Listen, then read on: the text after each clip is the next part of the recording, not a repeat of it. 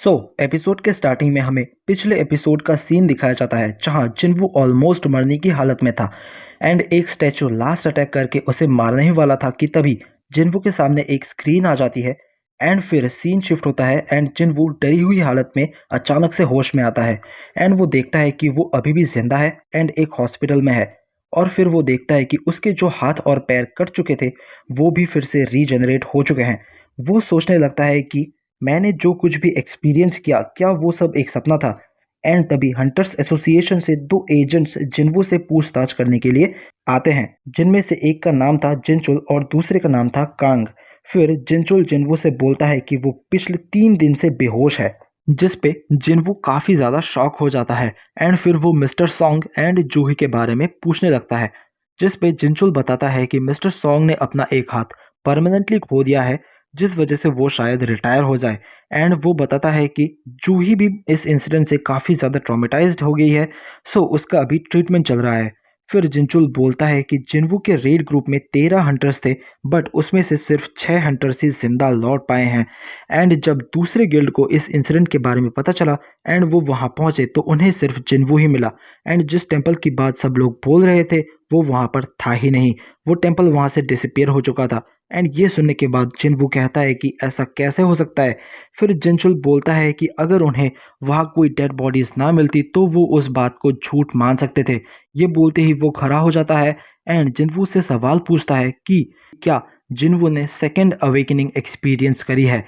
उसकी ये बात सुनकर जिन्वू को कुछ समझ में नहीं आता। जिन्वू सोचता है कि हंटर्स की एबिलिटी कभी भी उनके लाइफ में चेंज नहीं होती है, लेकिन फिर भी कुछ ऐसे हंटर्स होते हैं जो कि सेकेंड अवेकनिंग एक्सपीरियंस कर सकते हैं एंड इस तरह से वो ए रैंक और इवन एस रैंक के हंटर्स भी बन सकते हैं।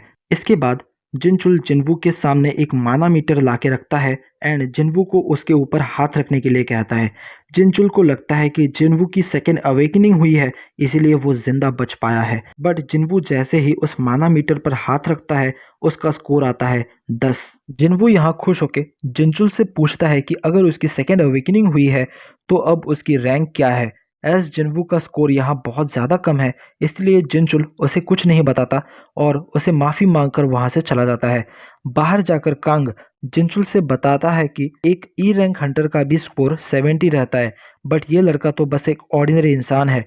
कमरे के अंदर बैठा हुआ जिन्वू ये सोच रहा होता है कि आखिर ये लोग यहाँ क्या करने के लिए आए थे। इन लोगों ने मुझे बस फालतू में ही एक्साइटेड कर दिया। बट जिन्वू को अभी भी वो स्क्रीन दिख रही होती है एंड जिन्वू ये सोचता है कि क्या उन लोगों को ये स्क्रीन दिखाई नहीं दी। लेकिन इसके साथ साथ जिन्वू को डंजन में हुई वही बातें भी याद आने लगती है। तभी वहां पर जिन्वू की बहन जिना आ जाती है और आने के साथ ही वो जिन्वू पर चिल्लाने लगती है। जिना कहती है कि आखिर तुम ही हमेशा क्यों मार खा के आते हो। लेकिन ये सारी की सारी बातें सुनने के बाद जिन्वू स्माइल करता है एंड वो जिना से कहता है कि क्या तुम्हें ये स्क्रीन दिखाई दे रही है। जिना कहती है कि कौन सी स्क्रीन की बात कर रहे हो तुम। जिन्वू फिर जिना से पूछता है कि किसी गेम के अंदर अनरीड मैसेजेस को कैसे रीड करे। जिना इस पर सोचती है कि उसका भाई ये कैसी बातें कर रहा है, लेकिन फिर भी जिना जिन्वू को बताती है कि अनरीड मैसेजेस को पढ़ने के लिए सिंपली मैसेज बॉक्स पर क्लिक करना होता है। इतना कहते ही वो वहां से चली जाती है एंड रूम के बाहर जिना की फ्रेंड सॉन्ग ही उसका वेट कर रही थी। रूम के अंदर बैठा हुआ जिन्वू सारे के सारे नोटिफिकेशंस को पढ़ने लगता है, जैसे कि जो सिस्टम है उसे प्लेयर की डेवलपमेंट के लिए बनाया गया है और अगर प्लेयर सिस्टम के सारे रूल्स को फॉलो नहीं करता तो उस पर पेनल्टी भी लग सकती है, लेकिन अगर वो रूल्स को फॉलो करता है तो उसे रिवॉर्ड भी मिलेंगे। जिन्वू यहाँ सारी की सारी चीज़ें पढ़ता है लेकिन उसे एक भी चीज़ समझ में नहीं आती। लेकिन फिर भी जिन्वू यहाँ एक डेली क्वेस्ट को कंफर्म कर देता है। इस क्वेस्ट में जिन्वू देखता है कि उसे 100 पुशअप्स मारने हैं, 100 सिटअप्स, 100 स्क्वाट्स एंड 10 किलोमीटर की रनिंग करनी है। अगर वो इस टास्क को कंप्लीट करने में फेल हो जाता है तो उस पर एक पेनल्टी लगेगी। लेकिन जिन्वू अभी हॉस्पिटल में है एंड सोचता है कि वो अभी ये सब कैसे कर सकता है एंड वो सोचता है कि ये सब बस एक मजाक है एंड उसे ये सब करने की कोई ज़रूरत नहीं है। फिर सीन शिफ्ट होता है एंड जिनचुल को दिखाया जाता है जो कि हंटर्स एसोसिएशन के प्रेसिडेंट से बात कर रहा था एंड बोलता है कि उस लड़की की कोई भी री अवेकनिंग नहीं हुई है, जिस पर प्रेसिडेंट कहता है कि अच्छा ऐसी बात है, पर हम सब लकी हैं कि इस बार कोई डंजन ब्रेक नहीं हुआ। लेकिन डंजन में हुआ इंसिडेंट अभी भी एक मिस्ट्री है। अगला सीन होता है गिल्ड मास्टर चोई के ऑफिस का, जहां वो मिस चा को एक बी रैंक मिशन पर एज एन इंस्ट्रक्टर भेजना चाहता है। एंड मिस चा पूछती है कि ऐसा क्यों। चोई बताता है कि ये मिशन ज्वाइन करने वालों के लिए एक टेस्ट होगा, जिस पर मिस चा कहती है कि उसे एज एन इंस्ट्रक्टर खुद पर डाउट है। जिस पे चोई बोलता है कि तुम्हें स्पेशल कुछ नहीं करना, तुम नॉर्मली जैसे फाइट करती हो बस वही करना है। फिर नेक्स्ट सीन में हमें दिखाया जाता है कि रोड के बीच में एक गेट ओपन होता है, जिससे देख के सभी लोग सोच रहे हैं कि आखिर ये हंटर्स कब आएंगे। तभी अगले सीन में दिखाया जाता है कि जिन्वो हॉस्पिटल के रूम में आराम से सो रहा होता है, और तभी स्क्रीन के ऊपर एक नोटिफिकेशन आती है जिसमें लिखा होता है कि उसका डेली क्वेस्ट फेल हो चुका है। इसके बाद एक अर्थक्वेक आता है, जिसकी वजह से जिन्वो अपने बेड से गिर जाता है, और जैसे ही वो गिरता है वो देखता है कि वो एक डेजर्ट में पहुंच चुका है। और ये देखने के बाद वो बहुत ज्यादा चौंक जाता है। जिन्वो को ये सारी चीजें एक सपना लग रही थी, लेकिन तभी उसके पीछे एक बहुत बड़ा मॉन्स्टर आ जाता है। एंड ये मॉन्स्टर एक जाइंट डेजर्ट सेंटीपीड है, जिससे जिन्वू को 4 घंटे तक सरवाइव करना होगा। और यही चीज है जिन्वू की पहली पेनल्टी, और ये देखते ही जिन्वू की हालत खराब हो जाती है। फिर नेक्स्ट सीन में जब नर्सेस जिन्वू को देखने के लिए आई है, तब जिन्वू अपने बेड के ऊपर नहीं होता है। दूसरी तरफ जिन्वू उस मॉन्स्टर से बचकर भाग रहा होता है। एंड इंटरेस्टिंग पॉइंट तो ये है कि यहाँ कोई एक मॉन्स्टर नहीं, बल्कि उसके जैसे और भी कई सारे मॉन्स्टर्स थे। जिसके बाद हम ये देखते हैं कि जिन्वू 2 घंटे तक सरवाइव कर चुका होता है। दूसरी तरफ जो नर्सेस थी वो पूरे हॉस्पिटल में जिन्वू को ढूंढ रही थी, लेकिन उनको जिन्वू कहीं भी नहीं मिलता। जिसके बाद सीन फिर से शिफ्ट होता है जिन्वू की तरफ, जहां जिन्वू को सिर्फ और 10 सेकेंड ही सरवाइव करना था, जिसके बाद उसका ये पेनल्टी खत्म हो जाएगा। जैसे ही एक मॉन्स्टर लास्ट सेकेंड में जिन्वू पर हमला करने ही वाला होता है, तभी उसका टाइम पूरा हो जाता है एंड वो वापस अपने हॉस्पिटल रूम में टेलीपोर्ट हो जाता है। जिसके बाद स्क्रीन पे एक नोटिफिकेशन आता है कि सर्वाइवल क्वेस्ट पूरा हो चुका है, एंड उसे यहाँ रिवॉर्ड एक्सेप्ट करने का भी ऑप्शन मिलता है। बट जिन्वू इतना थक चुका था कि वो पहले ही बेहोश हो जाता है। फिर नेक्स्ट सीन होता है सुबह का, जहाँ वो अपनी बहन से बात कर रहा होता है। जिन्वू जिना को अपना हालचाल दे रहा होता है, और बात पूरी होने पर वो रूम से निकल जाता है। फिर नेक्स्ट सीन में जूही को दिखाया जाता है, जहाँ उसे एक रेड मिशन के लिए बुलाया जाता है। बट जूही माफी मांगते हुए मना कर देती है।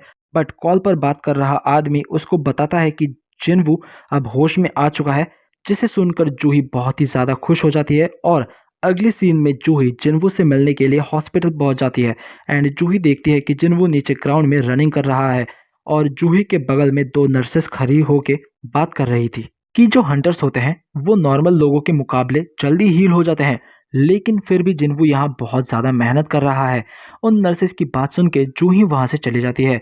अगले सीन में हम देखते हैं कि जिन्वू के सारे टास्क पूरे हो चुके हैं, एंड जिन्वू को अब ये भी भरोसा हो चुका है कि उसे जो स्क्रीन दिखता है वो को उसकी कोई इमेजिनेशन नहीं बल्कि हकीकत है।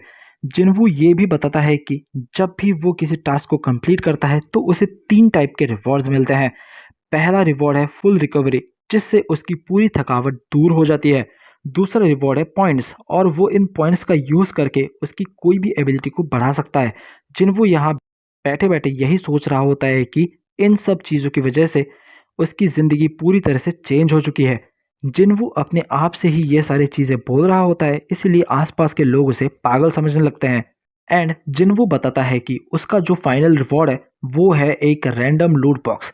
जैसे ही वो एक लूट बॉक्स खोलता है उसे एक चाबी मिलती है, और इस चाबी की हेल्प से वो किसी भी डंजन के अंदर जा सकता है। अगले सीन में एक न्यूज़ रिपोर्ट दिखाया जाता है, जहां दिखाया जाता है कि अलग अलग जगहों पे बहुत सारे गेट्स ओपन हो रहे हैं। फिर नेक्स्ट सीन में जिन्वू अपने मॉम के सामने बैठा हुआ है, एंड फिर हमें 4 साल पहले का एक फ्लैशबैक दिखाया जाता है, जहां जिन्वू की मॉम अचानक से एक दिन बेहोश हो जाती है। फिर डॉक्टर जिन्वू को बताता है कि उसके मॉम को इटर्नल स्लीप डिजीज हो गई है, और ये बीमारी तब से लोगों में देखी जा रही है जब से गेट्स ओपन होना शुरू हुआ है। ये बीमारी एक इंसान को तब हो सकती है जब उस इंसान के बॉडी के अंदर माना का एक्सपोजर बहुत ज़्यादा हो जाए। फिर जिन्वू अपने मॉम के इलाज और बहन की पढ़ाई के लिए पहले लेबर का काम करता है, और फिर वो हंटर्स एसोसिएशन को भी ज्वाइन कर लेता है। जिन्वू को फिर वो टाइम भी याद आता है जब वो रेड्स में बहुत ही ज़्यादा यूजलेस होता है, इसीलिए अब वो अपने सारे के सारे पॉइंट्स को अपनी स्ट्रेंथ को बढ़ाने के लिए यूज़ कर रहा है। फिर हमें एक स्टेशन के सीन दिखाया जाता है, जहाँ जिन्वू अपने टूल्स लेके डंजन के अंदर जाने के लिए रेडी है। जिन्वू यहाँ रिवॉर्ड में मिले हुए चाबी का यूज़ करके एक गेट ओपन करता है, एंड उस गेट के अंदर चला जाता है। बट वो नोटिस करता है कि बाकी के लोग वहाँ से निकल पा रहे हैं, बट सिर्फ वही वहां से निकल नहीं पा रहा था। फिर जिन्वू को एक नोटिफिकेशन आता है जहां लिखा हुआ था कि यहाँ से बाहर निकलने के लिए उसे या तो टेलीपोर्टेशन स्टोन का यूज करना होगा या तो उसे इस डंजन को क्लियर करना होगा। फिर जिन्वू डंजन में और अंदर चला जाता है एंड अंदर जाते ही उसका कॉन्फिडेंस लो होने लगता है। उसके सामने अचानक से ही 3 गॉब्लिन आ जाते हैं एंड जिन्वू पर अटैक कर देते हैं। बट जिन्वू उनके अटैक को आसानी से डॉज कर पा रहा था एंड वो एक गॉब्लिन को मार भी देता है। इसके बाद वो बचे हुए बाकी के 2 गॉब्लिन्स को भी मार देता है एंड अब जिन्वू को ये बात रियलाइज हो चुका है कि अब वो पहले से थोड़ा बहुत स्ट्रांग बन चुका है। लेकिन तभी जिन्वू के पीछे से एक वुल्फ मॉन्स्टर आ जाता है। वो मॉन्स्टर जिन्वू पे अटैक कर देता है एंड जिसकी वजह से जिन्वू का तलवार भी टूट जाता है। यहाँ ये वुल्फ मॉन्स्टर गॉब्लिन से ज़्यादा पावरफुल होता है एंड इसी वजह से जिन्वू मूव तक नहीं कर पा रहा था क्योंकि वो बहुत ही ज़्यादा डर चुका है इस वुल्फ मॉन्स्टर को देख के। एंड यहीं पे ये एपिसोड ख़त्म हो जाता है। सो आई होप तुम लोगों को ये वाला वीडियो पसंद आया होगा एंड अगर ये वीडियो पसंद आया है सो प्लीज़ लाइक कर देना एंड चैनल को सब्सक्राइब करना बिल्कुल भी मत भूलना क्योंकि मैं बहुत ही जल्द इसका नेक्स्ट पार्ट भी ज़रूर से लाऊंगा। सो चलो मिलते हैं किसी नए वीडियो में।